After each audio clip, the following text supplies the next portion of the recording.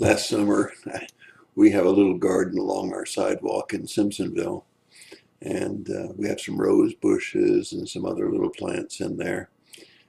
When it was fairly dry last summer, we came back and checked on our place from the mountains, and one of our neighbors said to us, "We don't understand it. You're gone for the whole month, and your garden looks more beautiful than anybody else's garden in the community."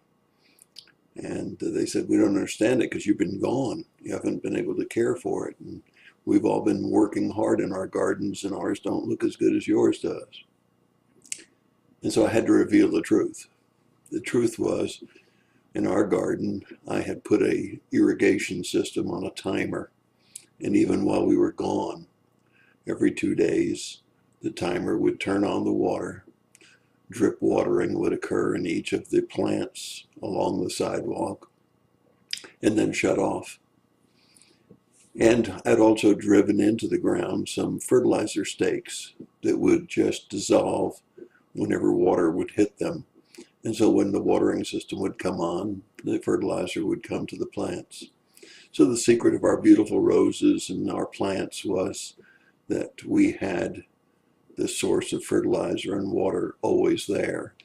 And even though it had been dry, or even though the ground might have been full of clay, our plants were getting the nourishment that they needed.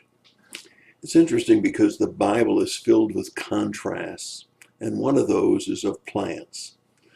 God uses them quite frequently, but let me read to you from Jeremiah chapter 17, verses 5 through 8. "Thus says the Lord, cursed is the man who trusts in mankind and makes flesh his strength, and whose heart turns away from the Lord.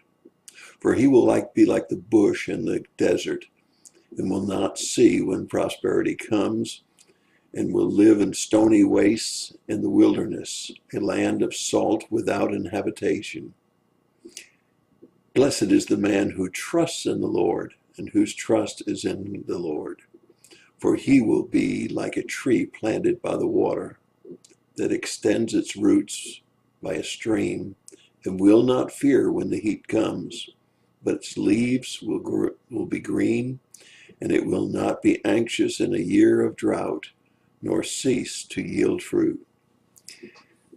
Living close to the source of our nourishment is the key to the happy Christian life and to the flourishing and fruitful Christian life. You see, God is like the water and the fertilizer.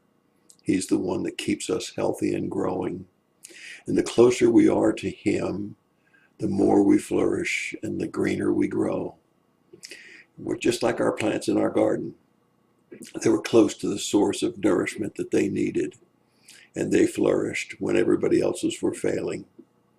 We too must stay close to God. We must stay close to His nourishment. We must stay in His Word, and we must walk in His walk. We must be obedient to Him and trust in Him, even when times of drought come into our lives. And that's my thought for the day. God bless you and have a great day.